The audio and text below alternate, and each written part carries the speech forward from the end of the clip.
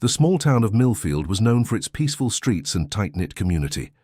Marcus "Big Shaq" Thompson was a beloved figure there. Standing at 6'6" with broad shoulders and a warm smile, Marcus had played professional basketball before returning home to coach the local youth team. One evening after a tournament win, Marcus drove his old blue sedan through town, windows down, humming along to the radio. Blue lights flashed in his mirror.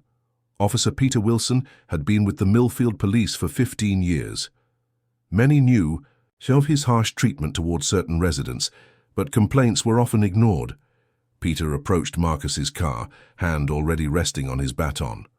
"License and registration," Peter demanded without greeting. "Good evening, officer," Marcus replied, politely reaching slowly for his documents. "May I ask why I've been pulled over?" "Just hand over your papers and keep quiet," Peter snapped. Marcus handed everything over, maintaining his calm. "I believe I was following all traffic laws, sir." Peter's face hardened. "Step out of the vehicle, now." When Marcus asked again why he was being detained, Peter suddenly struck him with his baton. The blow caught Marcus on the shoulder, sending pain shooting down his arm. Several passers-by gasped, pulling out their phones to record the incident. By morning, the video had spread across social media. The townsfolk of Millfield were divided, many outraged, others defensive of the police. Marcus sat at home with an ice pack, wondering what to do next. The pain throbbed in Marcus's shoulder as he watched the video for the 20th time. His phone wouldn't stop ringing. Local news, old teammates, and worried parents of his players all wanted to know what happened. Emma, his wife of 12 years, sat beside him on their worn sofa, her eyes filled with worry. "You need to see a doctor," she said, gently touching his bruised shoulder. Marcus shook his head. "It's not that bad." But they both knew the real wound wasn't physical. In all his years, from growing up in Millfield to becoming a basketball star and returning as a coach, he'd never felt so powerless. Outside their modest brick home, a small crowd had gathered. Friends, neighbors, and several of Marcus's teenage players stood holding handmade signs reading, "Justice for Coach and End Police Brutality." The Thompsons' phone rang again. This time it was Mayor Roberts. "Marcus, this is getting out of hand," the mayor said. "People are angry. There's talk of protests downtown. Officer Wilson has a record of complaints, but nothing like this before." "What happens now?" Marcus asked, his deep voice tired. "Internal investigation. Wilson's on paid leave. I'm sorry, Marcus, I truly am." Across town, Officer Peter Wilson sat in his kitchen, blinds drawn against the reporters camping on his lawn. His wife, Janet, paced nervously. 15 years on the force, and now this," Peter muttered, staring at his coffee. "The kid was disrespectful, questioning my authority." "He's not a kid, Peter," Janet said sharply. "He's Marcus Thompson. Everyone knows him. Our daughter Lily idolizes him. She went to his basketball camp last summer." Peter's face darkened.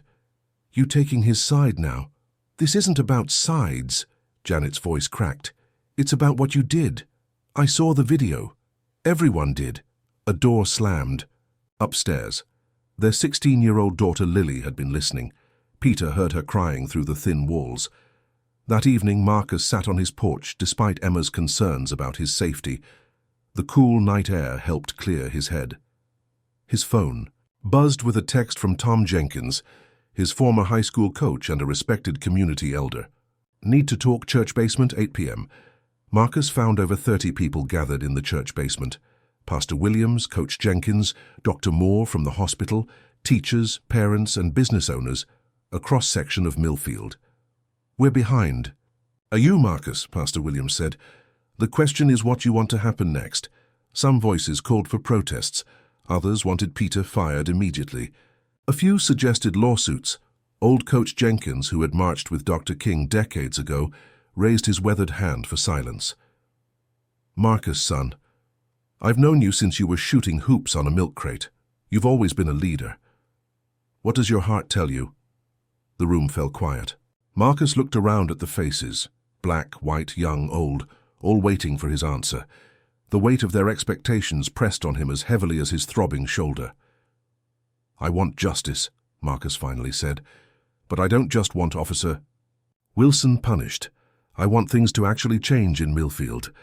As he spoke, an idea began forming in his mind, something unexpected that might heal more than just his own wounds, something that might actually bring lasting change to the town he loved.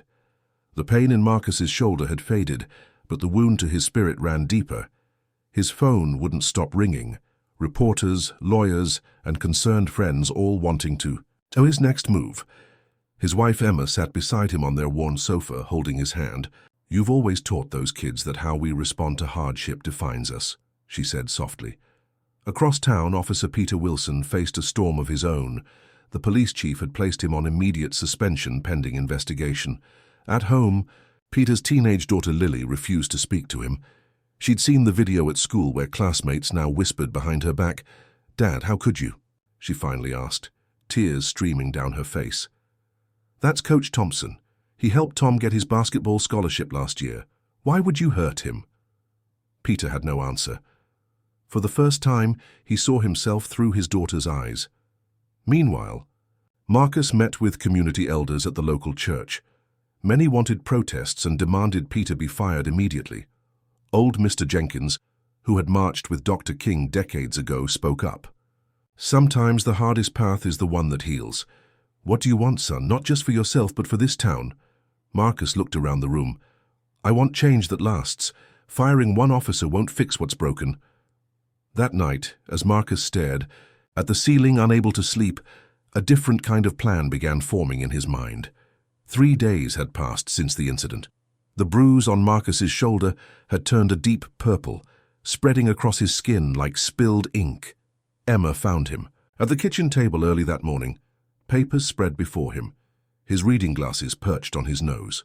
"Have you slept at all?" she asked, placing a gentle hand on his good shoulder. Marcus shook his head.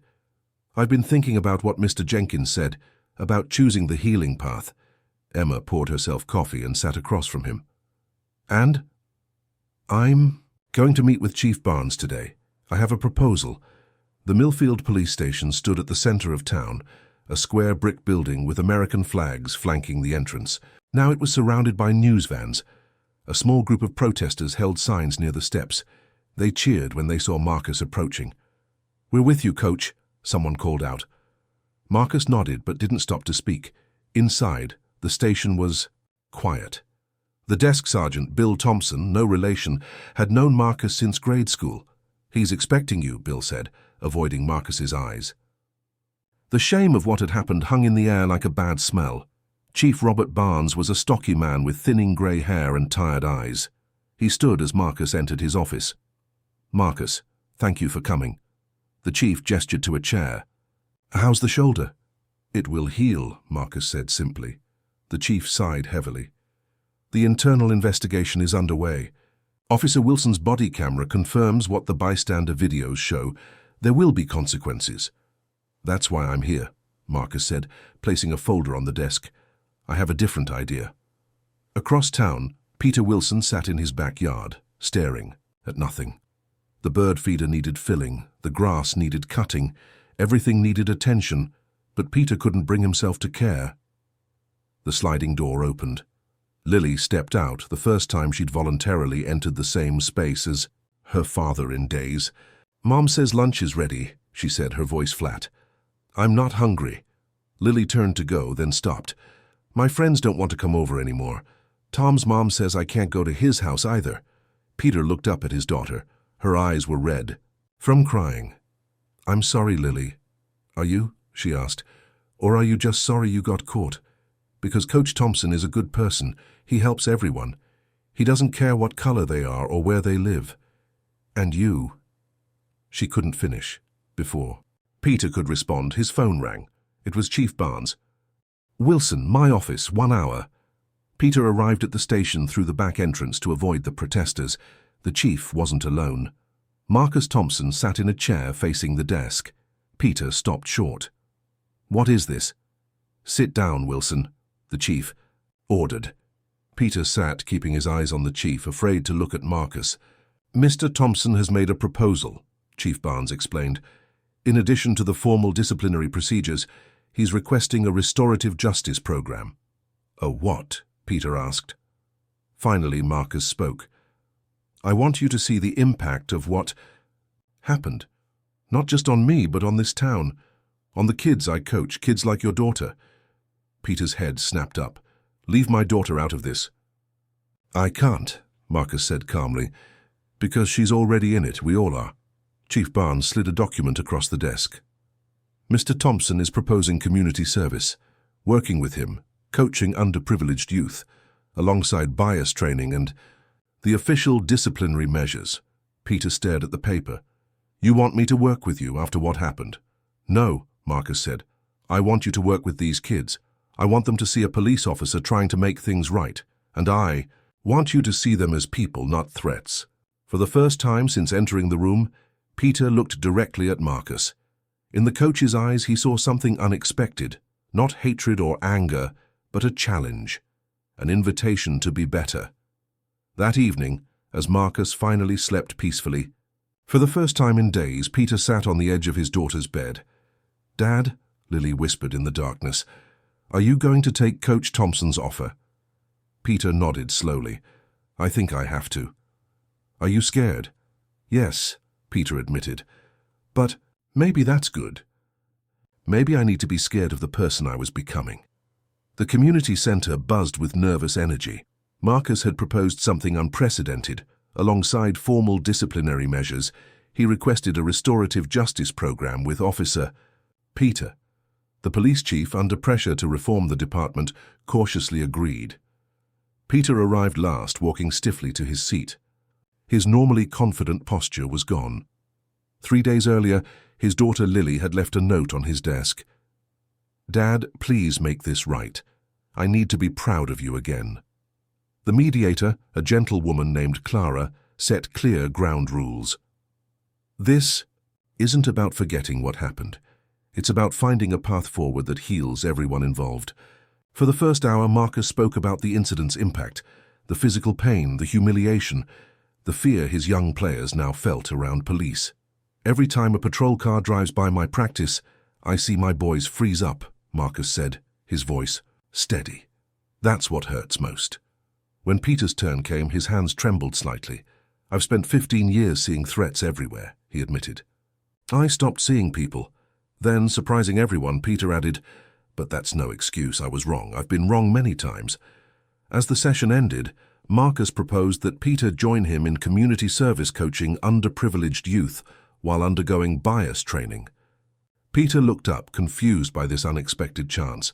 Why would you want me anywhere near those kids, he asked. Marcus leaned forward, his large frame making the plastic chair creak.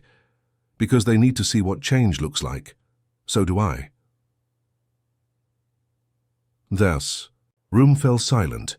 Clara wrote something in her notebook, her face carefully neutral. Chief Barnes cleared his throat. This is highly unusual, the chief said. But if both parties agree... A week later, Peter stood at the edge of the community center basketball court. He wore jeans and a plain blue t-shirt instead of his uniform, but the teenagers still recognized him. They huddled together on the far side of the court, shooting. Glances at him. Marcus blew his whistle. Circle up, everyone. The kids moved slowly, forming a loose ring. One boy, Jamal, kept his distance. As I mentioned last week, we have a new assistant coach, Marcus said. This is Peter Wilson. He's going to help us with drills and team building. A heavy silence followed. Then Jamal spoke up. Isn't he the cop who hit you? We all saw the video. Peter's face reddened. Marcus nodded. Yes, he is. And now he's here to learn and to help.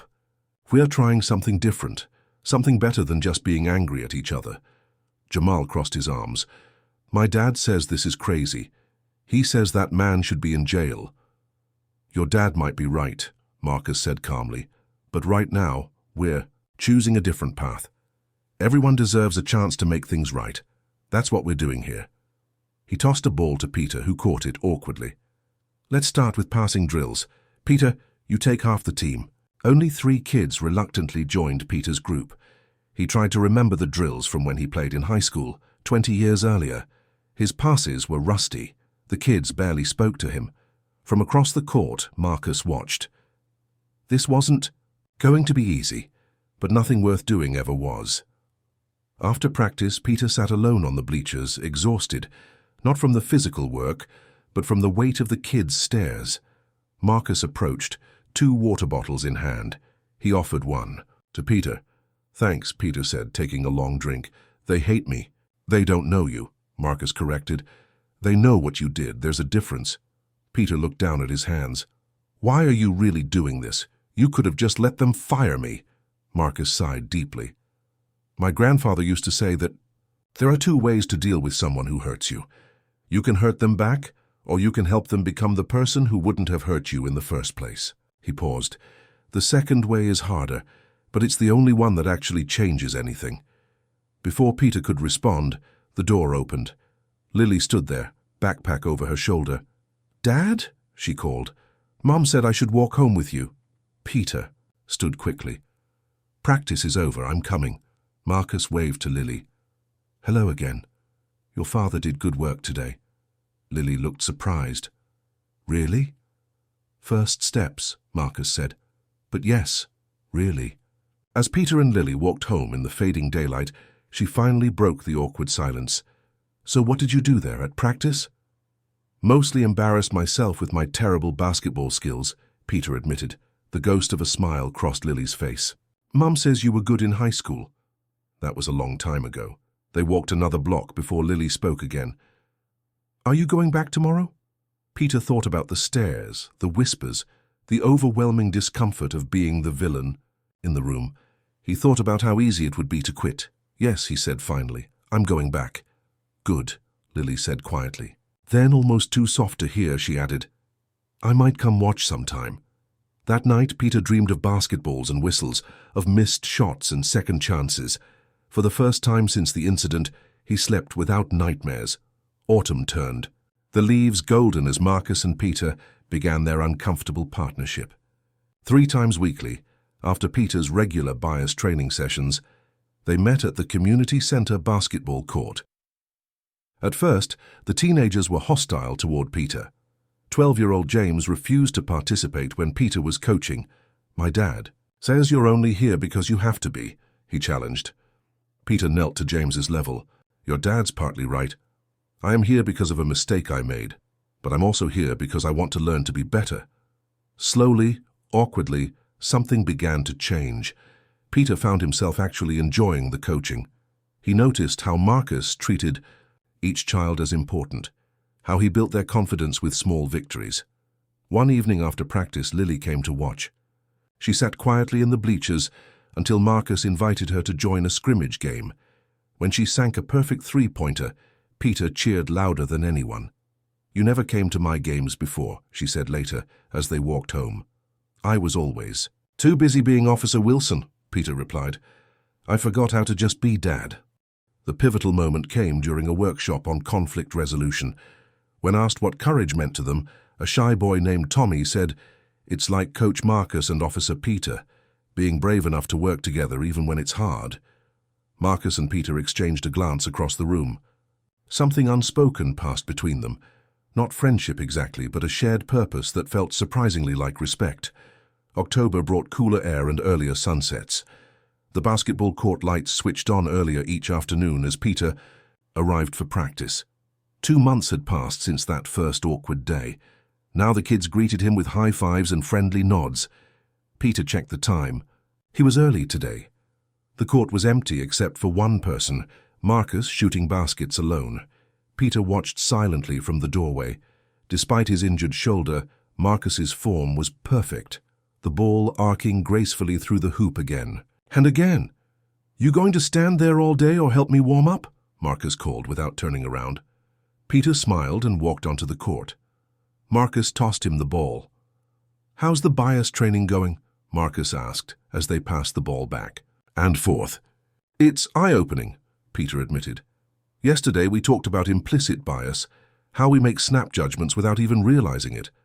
Marcus nodded. "Like seeing a big black man in an old car and automatically thinking threat instead of basketball coach going home after a game." Peter caught the ball and held it. "Yes, like that." He passed it back harder than necessary. The kids began arriving, filling the quiet with squeaking shoes and laughter. James, once the most resistant, now went straight to Peter. "Coach, "Wilson, can you help me with my defense today? Tyler keeps getting past me." Peter felt a small glow of pride at being called coach. He glanced at Marcus, who gave a slight nod of approval. After practice, several parents waited in the parking lot.